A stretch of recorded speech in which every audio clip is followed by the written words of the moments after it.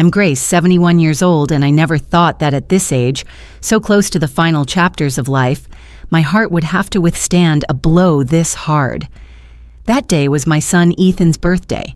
I had baked a cinnamon apple pie myself, the one my little granddaughter Lily loved so much that every time she saw it, she would run to me and ask, "Grandma, can I eat it now?" But today, there were no hurried footsteps, no bright little giggles, no tiny arms wrapping around my legs, only a strange silence from the moment I stepped into the house. I had just set the pie on the table when my eyes caught sight of Lily, my little sunshine who was always as bright as the morning light. Curling up in the corner of the sofa, she wore an oversized gray knit hat that covered nearly her entire face. Her tiny hands were clenched tightly together. My heart skipped a beat. I walked over and gently sat beside her. "Lily, my little angel, why don't you come give Grandma a hug?" She only trembled slightly, her small shoulders shrinking inward. I reached a hand toward the edge of her hat. "Sweetheart, it isn't cold today. Why are you wearing a hat like this?" Lily didn't answer. She shook her head lightly, then whispered in a hoarse, fragile voice, "Grandma, I look ugly." The words slashed across my heart like an icy blade. I leaned in and gently lifted her hat, and my world exploded. Beneath the knit fabric was a bare scalp, smooth enough to reveal minor red marks, places where the razor seemed to have scraped too hard. Her head showed fresh red lines, irritated and raw. My breath caught. My eyes burned as I blinked rapidly just to see clearly. Lily lowered her head, tears dripping down her cheeks at an age far too young to hold this kind of pain. "Mommy said I'm ugly, that I shouldn't let anyone see." It felt as if the ground had collapsed beneath me. My ears rang. My heart hammered so violently it hurt my chest. A 6-year-old child, the golden hair I used to brush every time she visited, is now gone.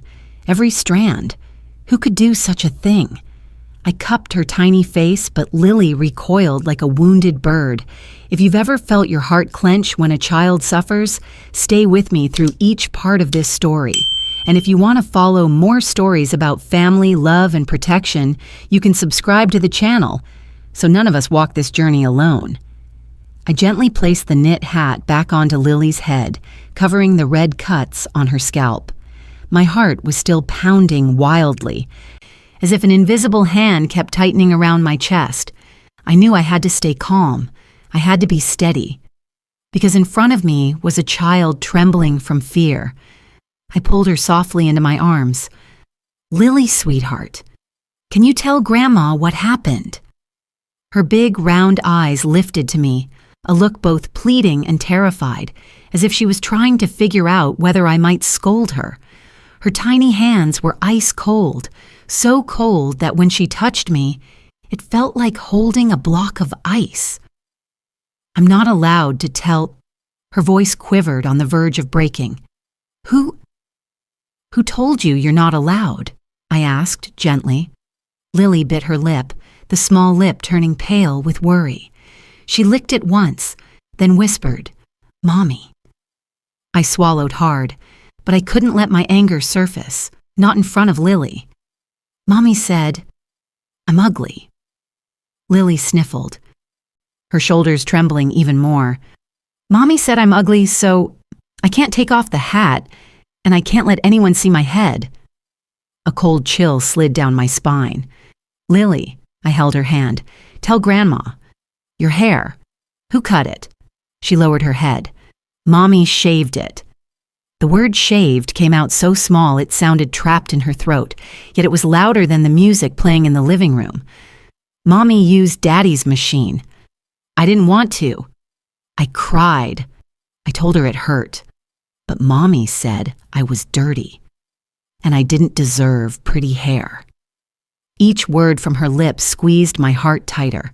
My insides twisted, half from pain, half from a rage so sharp my hands began trembling. But I couldn't let Lily see it. I took a deep breath. "Lily," I said slowly, each word like a hand reaching toward her fragile little soul. You are not ugly, not at all, not ever. Lily looked up, eyes red like crushed berries. But Mommy said I make her tired. Mommy said I don't know how to take care of my hair. So she had to punish me. My breath caught again.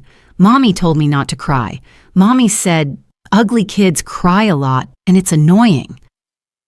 I closed my eyes for 1 second, just one, to hold back the explosion inside me, to keep from shouting, to spare Lily more fear. A 6-year-old had been taught she was annoying, dirty, ugly because of her hair. I gently touched her cheek. Lily, sweetheart, do you know why Grandma always wants you to sit on my lap so I can brush your hair? She shook her head. Because your hair was beautiful. Because Grandma loves you. Because you deserve to be cherished. Even the smallest strand. Lily blinked rapidly, trying not to cry. Her eyelids were already swollen and her little hands clutched my shirt as if afraid I might disappear. Grandma? Yes, sweetheart. Mommy said, I can't tell anyone. If I tell, Mommy will shave it even shorter. My blood boiled. This wasn't just cruelty. It was threats. It was enforced silence. It was crushing a child's self-worth before she even understood the meaning of the word ugly. I held Lily tightly. It's okay, sweetheart. Grandma is here now, and Grandma won't let anyone hurt you again. Lily nodded softly and rested her face against my chest, as if releasing the heaviest burden of her life. And that was the moment I knew. This first truth was only the beginning. What waited behind it was an entire storm. I was still wiping the tears from Lily's cheeks when the sound of heels clicked behind us. A familiar female voice rang out, pulling me back into reality. Oh, Mother, you're here. Sabrina, my daughter-in-law, stood at the entrance of the living room holding a glass of red wine.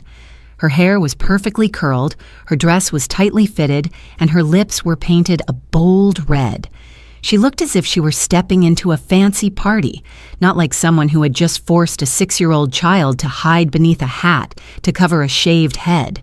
Sabrina smirked, the kind of careless smile that made my skin crawl. Oh, you saw Lily's new haircut? Cute, isn't it? People love this shaved style in the summer. I squeezed Lily's hand gently, keeping her behind me. New haircut? I repeated, struggling to keep my voice calm. Sabrina, this isn't a haircut. This is shaving a child's head. Sabrina swirled her wine and answered casually, well, it's still a hairstyle, Mother. Besides, she's so lazy. Every time it's time to wash her hair, she screams like crazy. Shaving it is faster. I stared straight at her. Not in anger, just disbelief. Do you think that's normal? You think that's discipline? Sabrina shrugged as if I were exaggerating. Mother, she's a child. Hair grows back. You're dramatizing everything. I was just trying to teach her a lesson. A lesson? Shaving a 6-year-old bald was a lesson?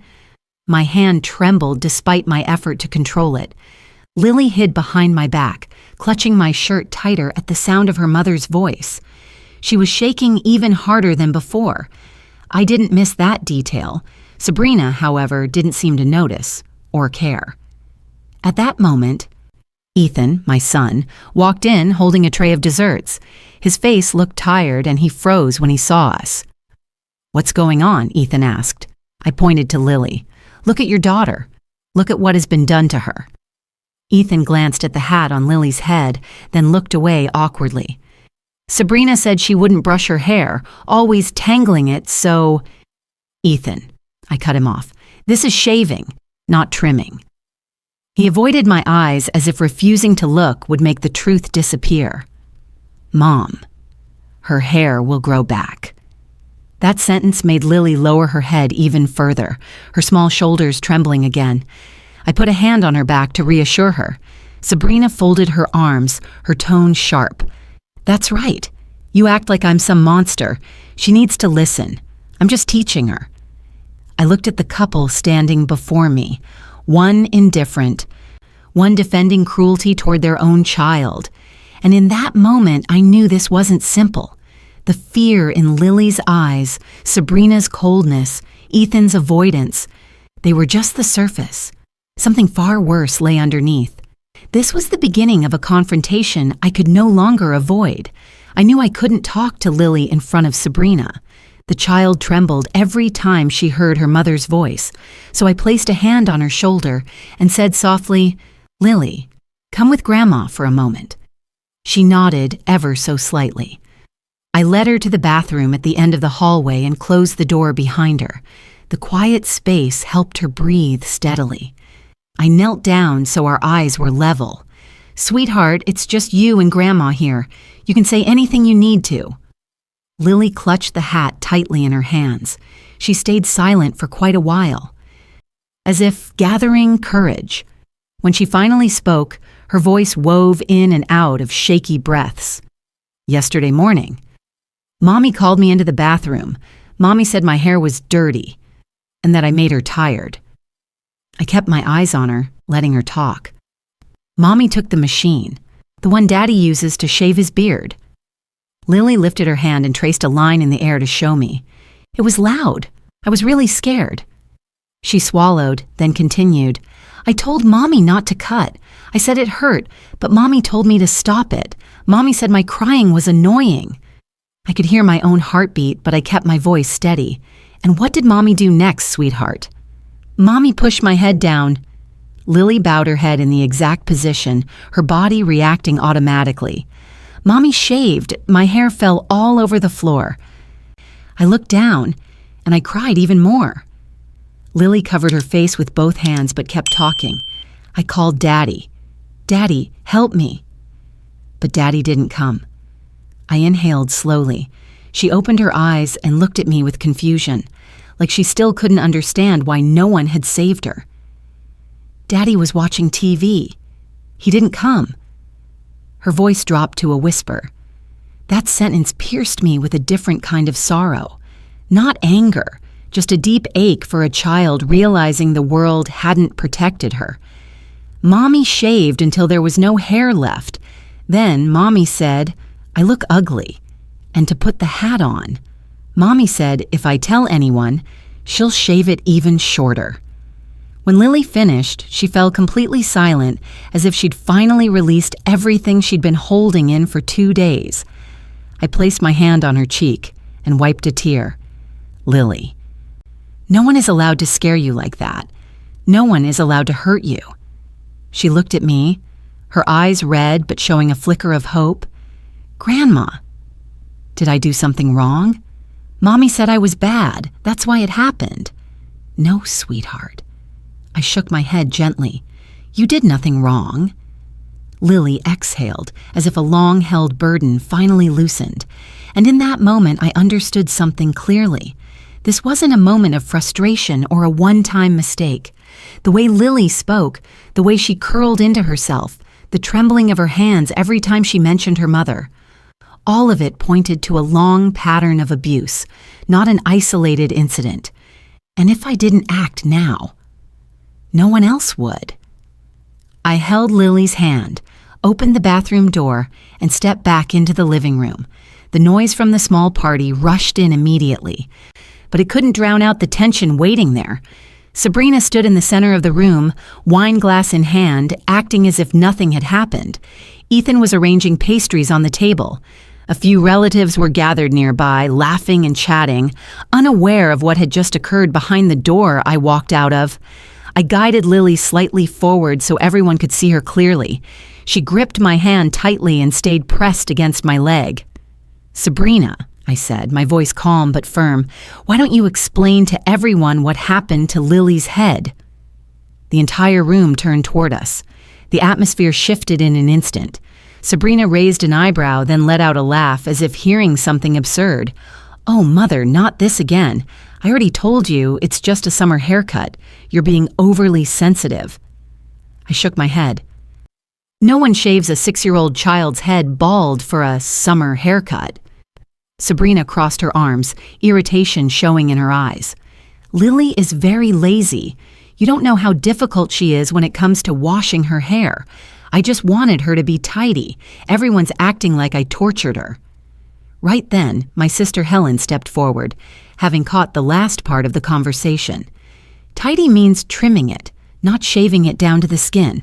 She's just a child. Why make her ashamed like that?" Helen said gently but firmly. Sabrina rolled her eyes. "Aunt Helen, she's fine. You're all overreacting. You and Mother always take Lily's side." I tightened my grip on Lily's hand as she lowered her gaze, her shoulders trembling. From the backyard, Mr. Coleman, our longtime neighbor, walked in after hearing the commotion. "What's going on here?" he asked. I looked at him, then gently lifted the knit hat off Lily's head. The red cuts and smooth, shaved patches were exposed under the light. Mr. Coleman froze. "Good Lord, who did this to the child?" Sabrina let out a dry, dismissive laugh. "I did, Mr. Coleman. It's just hair. Look at it. What's so serious about it?" Mr. Coleman frowned deeply. "No, Sabrina. I raised 3 kids. Never once did it cross my mind to shave a child's head bald for any reason. Look at her. She's trembling." Lily shrank even closer into me. Sabrina began losing her composure. "So everyone's against me now? All this over a bit of hair? You're all acting like I committed a crime." I replied. "It's not about hair. It's about how you treated your daughter." Ethan stepped forward then. He looked at me, then at Sabrina. His voice tired. "Mom, that's enough. Sabrina is just teaching Lily. It's not that serious." His words hurt more than anything Sabrina had said all evening. I looked at my son for a long moment. "Teaching her?" I asked quietly. "Ethan, can't you see she's shaking?" Ethan looked down but said nothing. Sabrina leaned into him, confident. "See? My husband understands. You're all just meddling in someone else's family business." The room fell into a heavy silence. Lily clung to my side, burying her face into my hip as if trying to disappear. Seeing that, I knew this couldn't end with a simple argument. This wasn't about hair. This wasn't about discipline. This was the moment I realized if I didn't stand up today, Lily would have no one to stand up for her. This was the first climax, and I knew the decision I was about to make would change everything. I tightened my grip on Lily's hand and stepped forward. The entire room watched me, waiting to hear what I would say. There was no room left for hesitation. "I'm taking Lily home with me right now," I said clearly. Sabrina reacted instantly, nearly shouting before I even finished. "No, she's my daughter. You have no right to take her anywhere." My voice remained steady. "I'm not leaving her here another minute. She's terrified. Look at her, Sabrina." Sabrina stepped closer, grabbing my arm. "Stop exaggerating. You're ruining Ethan's birthday party." Helen stepped in, her voice firm. "The party can be held again. A child's emotional well-being cannot. Let her take the girl." Sabrina snapped, "Aunt Helen, this is not your business." Mr. Coleman cut in sharply. "I may not be family, but I've seen enough to know that child is scared out of her mind. That's reason enough to speak up." Sabrina's face flushed red as she grew more agitated. Ethan stepped forward then, placing a hand on his wife's shoulder as if trying to calm her. He looked at me, irritation in his tone. "Mom, stop. You're blowing this out of proportion. She just needs time to calm down." "Calm down?" I asked. "She's been trembling ever since I walked in. She can't even look at Sabrina. Can't you see that?" Ethan opened his mouth but stopped. Maybe he knew I was right, but he still stood by his wife. "You can't just take her. This is my house." "I don't need anyone's permission to protect my granddaughter," I replied. Lily gripped my hand tighter, afraid I might let go. At that moment, Sabrina lunged forward, attempting to pull the child away from me. "Lily, come here. Mommy said come here." Lily stepped back immediately, hiding behind me, her small hands clutching my dress until her knuckles turned white. I held an arm protectively in front of her. "Sabrina, that's enough. You're scaring her." Sabrina let out a bitter, angry laugh. "She's scared because you're making a scene. Give her back." I shook my head. No! Ethan's voice rose harshly. Mom, stop! I turned to look at my son, the boy I raised, the one I taught to tell right from wrong, to protect his family. Yet now he stood beside the person who had hurt his daughter. There was conflict in Ethan's eyes, but he still didn't step toward Lily. He stayed at Sabrina's side. That moment said everything. I lifted Lily into my arms. She immediately looped her arms around my neck, burying her face into my shoulder as if I were the only safe place she had left. No one in the room tried to stop me. Helen stepped aside to clear the way. Mr. Coleman nodded at me in silent support. A few relatives remained quiet, but their eyes spoke volumes, revealing they understood. Behind me, Sabrina shouted, "You can't take her, Ethan, do something!" Ethan stood still, neither approaching nor stopping me. He looked at me, but his eyes were lost, undecided. No more words were necessary. I held Lily firmly and walked out of that house. The door closed behind us, shutting away the noise of the party and their arguments. Outside, a gentle breeze brushed past. Lily still clung to me, her small breaths trembling against my neck. I placed my hand on her back and rubbed it gently. "You're coming home with Grandma. There, no one will scare you." That was the moment that marked the turning point of the entire story, when I understood that I had to shift from being a grandmother to becoming the only protector Lily had left. That night, Lily slept in my room. She lay close to me, her small hands resting on my chest as if holding on to the only safe place she had. Around midnight, Lily jolted awake. She burst into tears, her tiny hands reaching blindly for me. "Grandma, don't let Mommy cut my eyelashes. I'll be good. I won't cry anymore." Her trembling voice sounded like she had just escaped from something dark. I pulled her close and rested her head on my shoulder. "No one is touching you anymore, Lily. You're safe here." Her breathing was fast and uneven at first, then slowly softened, though her body remained tense. A moment later, when she was a little more awake, I asked softly, "Lily, how many times has this happened?" She stayed quiet for a long while, as if deciding whether she was allowed to speak. "Sometimes, when Mommy gets angry, Mommy takes scissors and cuts my hair, not shaving everything, but cutting, until I say sorry." A cold chill ran through me. "I'm scared every time Mommy calls me into the bathroom," Lily continued. "Mommy says, if I'm not good, my hair doesn't deserve to stay." I held her gently, afraid that anything too strong would make her cry again. But inside, a heavy weight settled in my chest. For so long, I had seen Lily as timid, quiet, always apologizing, but I had assumed it was simply shyness. I never knew it was the result of silent threats, silent punishments, and silent haircutting sessions. Why didn't I ask her sooner? I wondered, the thought tightening my throat. Lily looked up at me, her eyes still shiny with leftover tears. "Grandma, I wanted to tell you before, but Mommy said, if I told, Mommy would hurt Grandma too.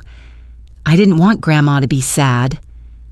I stroked her short hair, feeling the roughness of the shaved patches beneath my palm. "No one is going to hurt you, and no one can hurt Grandma," I said, keeping my voice firm so she would believe me. "You don't have to be afraid anymore."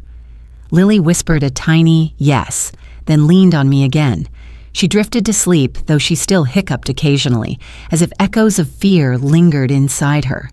I stayed awake all night, sometimes pulling the blanket over her, sometimes resting my hand on her back to remind her I was there. In that stillness, I realized this wasn't a moment of anger or a bad day.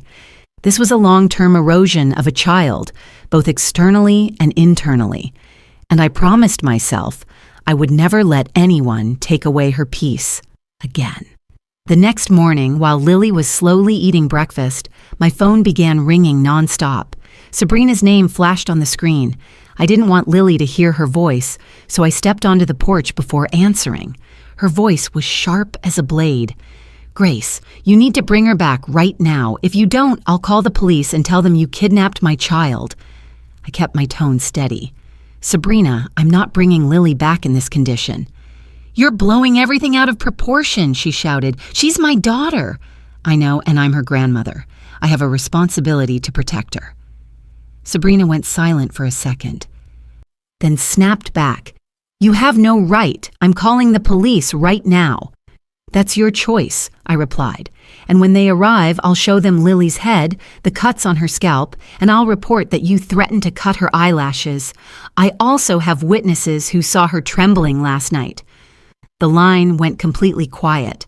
I heard a sharp breath, as if Sabrina had suddenly realized this could backfire on her. I hung up before she could say anything else. Not even 10 minutes later, Ethan called. His voice sounded exhausted. Mom, can we come see Lily? We want to talk to her. Lily isn't ready, I said plainly. She's still terrified. Mom, you have to understand. Sabrina didn't sleep all night. She's a mess. She just wants her daughter home. A mess from guilt or a mess from being exposed? I asked calmly. Ethan only sighed. Mom, please don't escalate this. She's our daughter. I'm your son. I cut him off. Ethan, I'm not bringing Lily back, not now. All I heard was his heavy breathing, then his tone shifted, tense and angry. So you're forcing me to take action? Fine, I'm warning you, if you don't return Lily, I won't sit around anymore. I didn't waver. Do what you think is right, and I'll do what a grandmother must do. Ethan hung up. I took a few seconds to steady myself before walking back inside. Lily was sitting on the chair holding the teddy bear I bought her when she was 2. She looked at me as though she wanted to ask something, but was hesitating. Grandma, is Daddy mad at me? No, sweetheart. The adults are trying to figure things out. No one is mad at you. Lily lowered her eyes and whispered, Yesterday. I didn't tell you everything. I sat beside her. Whatever you want to say, tell Grandma. She hugged the teddy bear tighter. Mommy didn't just cut my hair when I did something wrong. Mommy also covered my mouth with a towel so I wouldn't cry loud. A weight pressed against my throat. I looked at Lily, keeping my voice even. How long has that been happening? A few times, Lily said softly. Mommy said, crying is something bad kids do. I placed my hand on her back, stroking gently so she would feel safe. Lily continued, I also heard Mommy tell Daddy that if I kept clinging to Grandma, Mommy would cut it shorter so Grandma learns a lesson. I don't really understand, but I was scared. I breathed slowly. Each of Lily's words was another door opening into a darkness I hadn't known existed. You don't have to be afraid anymore, I said gently. You did the right thing telling Grandma. From now on, everything you said will be protected. Lily pressed herself against me as if she had finally found a place she could rest. Inside me, a decision formed with absolute clarity. This could no longer remain a family argument. I needed the law, and I would not let anyone force Lily back into an environment that terrified her. I called my longtime family lawyer, Mr. Radcliffe, who had helped me years ago when handling my husband's will. I kept it short. I need you to come right away. It's about my granddaughter. In less than an hour, he was at my door. Lily sat on the couch, holding her teddy bear. The moment Mr. Radcliffe stepped in, his expression changed. Not curiosity or judgment, but the recognition of someone who had seen too many similar cases. He sat down at Lily's level. Hello, young lady, he said gently. Lily pressed close to me but still whispered a greeting back. The bare scalp, the minor scratches around her ears. Everything looked clearer in the daylight. Mr. Radcliffe looked without speaking, but his face made it clear to me that the child's condition was serious. When Lily went to the back to draw, Mr. Radcliffe and I sat in the kitchen. I need you to be frank, I began. Am I breaking the law by keeping Lily here? He put his pen down and answered plainly, No, Grace. In this case, you are doing the right thing. What you described and what I saw are clearly child abuse. I exhaled as if a weight had been lifted. But Sabrina is threatening to call the police, and Ethan is putting pressure on me. Let them call, he said decisively. You have photos, witnesses, and the child's statement. If the police come, they will immediately refer the case to Child Protective Services. And I assure you, no one will hand a terrified child like this back to the person who caused her fear.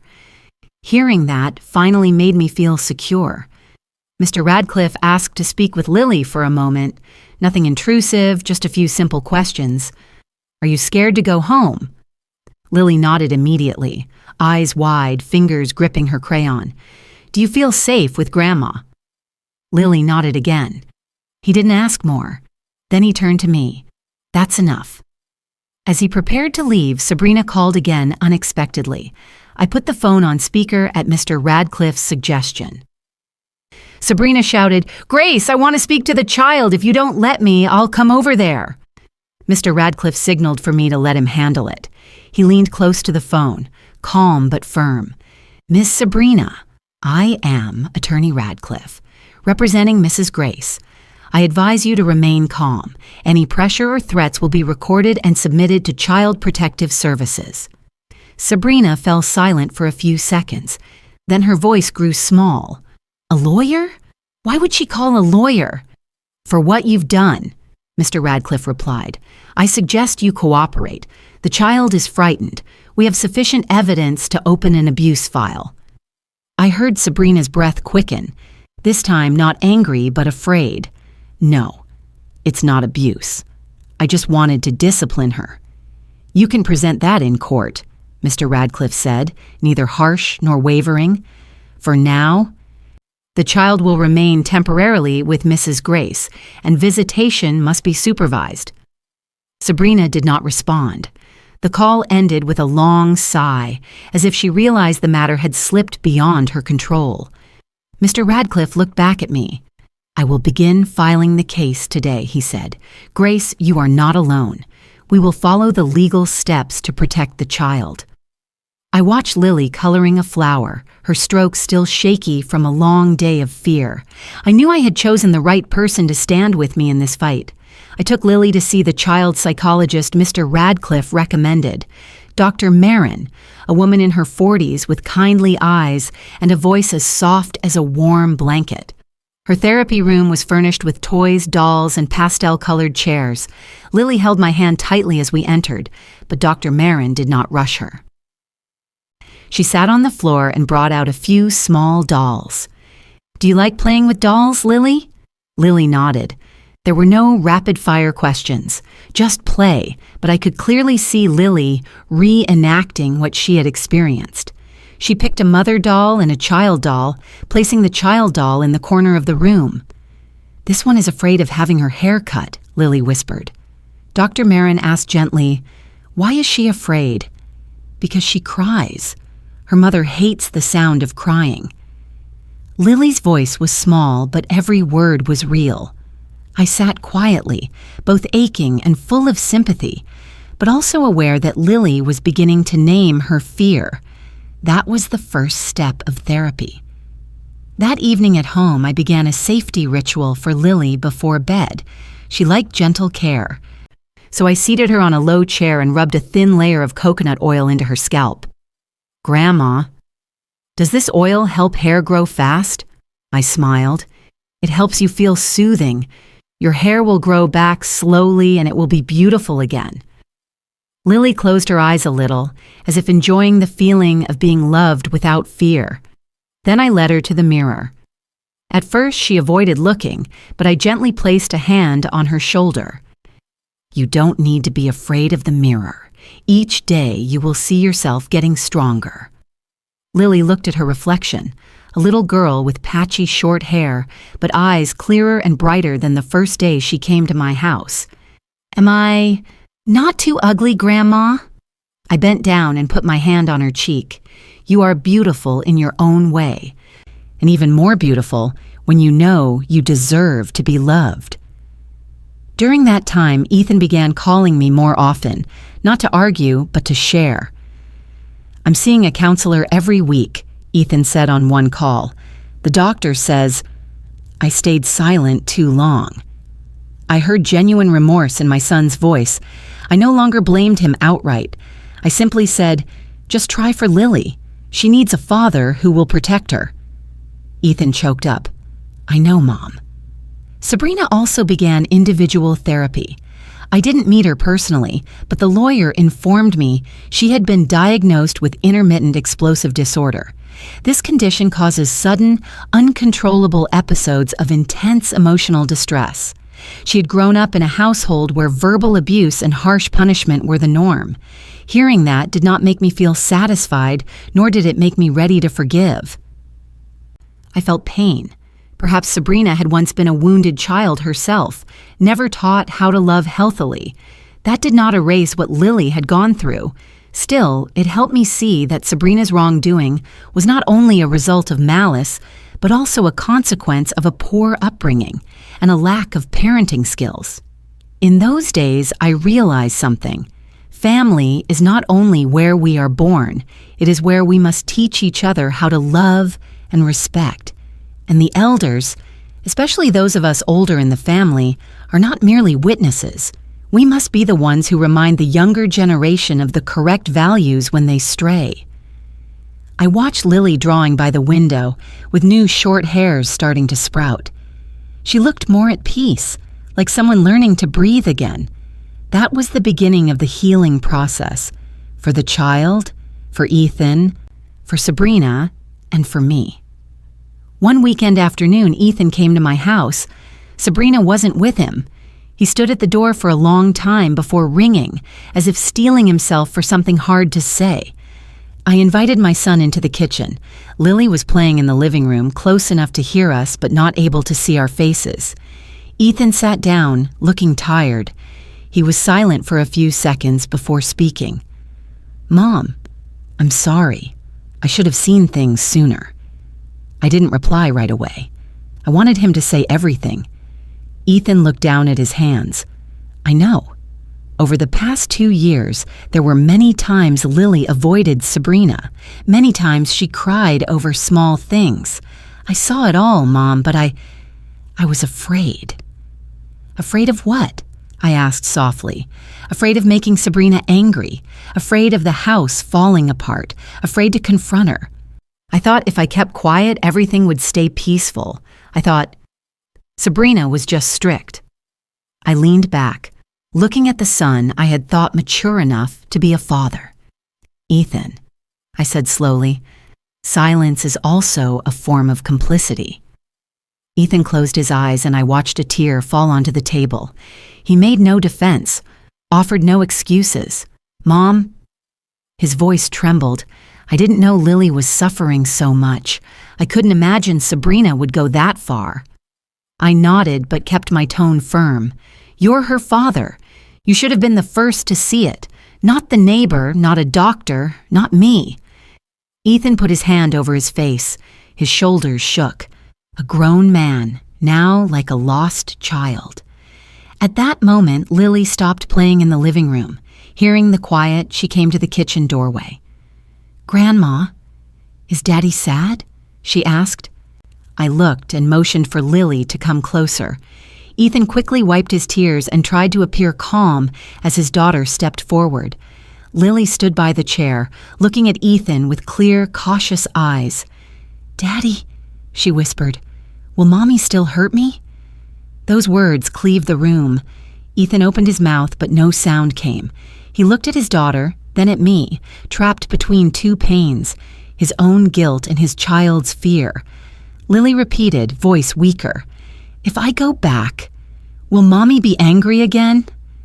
Ethan lowered his head. His shoulders sagged. He couldn't make a promise, and that silence said everything. I pulled Lily close and put a hand on her back. You don't have to go back to somewhere that scares you. You're safe here. Ethan looked at the two of us, his gaze mixed with remorse and helplessness. Mom, he said quietly, I will try to fix things, but I don't know how long it will take. How long it takes doesn't matter, I answered. What matters is that you actually do it. Lily took Ethan's hand but did not hug him like before. Ethan squeezed his daughter's hand and whispered, "Daddy's sorry." A belated apology, but at least it was honest. That conversation left a long silence in the house, heavy but necessary, so we could finally see what had been neglected for 2 years. On the day of the hearing, I held Lily's hand tightly. She wore a pale blue dress. The short hair that was growing back was a little longer.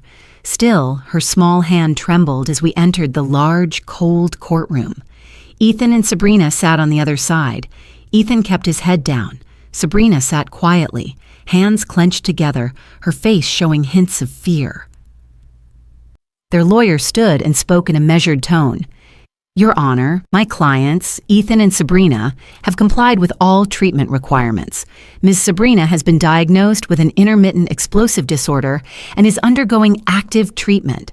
The couple has attended parenting classes and family therapy. They wish to reunite with their child." Mr. Radcliffe rose to respond, his voice firm. "Your Honor, we do not deny those efforts. But progress over a short period is not sufficient to ensure Lily's safety. The emotional wounds are recent and deep. She is beginning to recover, but remains vulnerable to re-traumatization if returned to the old environment too soon." Sabrina bowed her head. Her shoulders trembled slightly. Then Dr. Marin took the stand. She looked directly at the judge, her voice gentle but clear. "I have seen Lily for 6 sessions. She shows clear signs of psychological trauma, fear of the dark, fear of being called into the bathroom, low self-assessment, and recurring nightmares." She paused, then spoke slowly. "When I asked what she was most afraid of, she answered, 'Mommy can get angry at any moment.' That indicates her sense of insecurity remains strong." I saw Ethan put his hand over his mouth. Sabrina turned away to hide her tears. Their lawyer requested that Sabrina be allowed to speak. She stood, her hands clenched, white-knuckled. "Your Honor, I know I was wrong. I hurt my own daughter. No excuse is enough. I never wanted to make Lily suffer, but I can't control my emotions." Sabrina's voice shook. "I love her so much. I'm sorry, Lily, and I'm sorry, Mrs. Grace. I only want a chance to make things right." I watched her. The apology was real, but not enough to erase the fear Lily still carried. The judge spoke more kindly as he turned to Lily. "Your name is Lily, right?" She nodded. "Would you like to say anything to the court?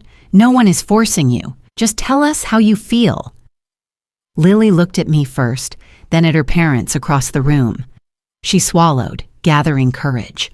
Finally, she said, "I want to stay with Grandma. I'm not scared there."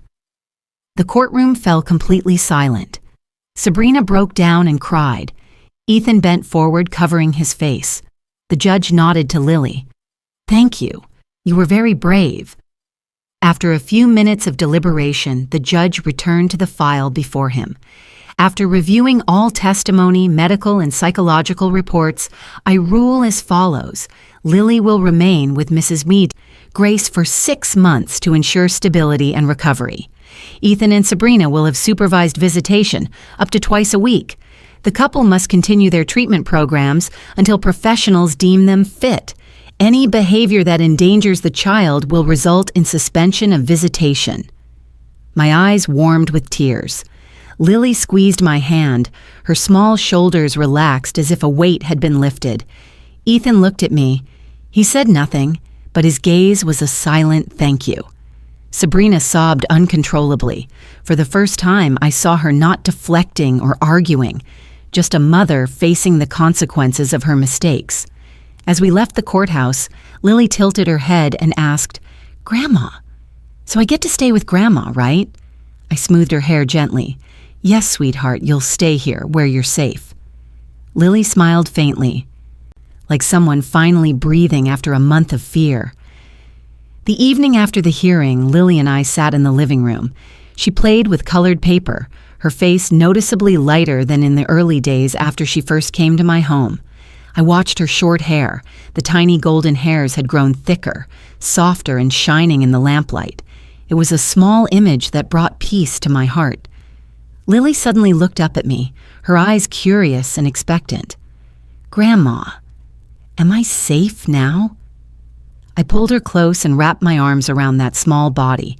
"Yes, sweetheart," I said, my voice steady. "Family should be where you are loved, and Grandma will always protect you until you are strong and truly happy." Lily rested her head on my shoulder. Her breathing was steadier, no longer trembling or shallow like the nights of nightmares before. "I like it here," she whispered. "I can sleep well here." I stroked the new hair on her head, soft and warm, like a bud returning to life after a storm, and smiled. "Your hair is growing back beautifully, just like you, gradually healing." Lily giggled and touched her head, as if checking. "Grandma, do you think my hair will be long again?" "Of course, and you'll get to pick whatever hairstyle you like." The days that followed passed in the peace both of us needed. Lily attended therapy regularly. Ethan visited under supervision and worked to learn how to be a proper father. Sabrina continued treatment, trying to repair the damage she had caused. Nothing was perfect, but I believed we were on the right path. And I understood one thing clearly. Family is not always complete, but adults must be the guardians of children's safety. Respecting elders isn't just words. It means listening to their experience, heeding their warnings, and honoring the care they offer the next generation. Love must be accompanied by action. I watched Lily coloring beside me, her small head bobbing with each stroke. That sight was proof that true healing begins with patience and unconditional love. She looked up and smiled. "Grandma, I love you." I squeezed her hand gently. "Grandma loves you too, always." Thank you for staying with the story to the end. If you believe children and elders deserve protection, please subscribe to the channel so we can share more stories about family, healing, and the values that must never be lost.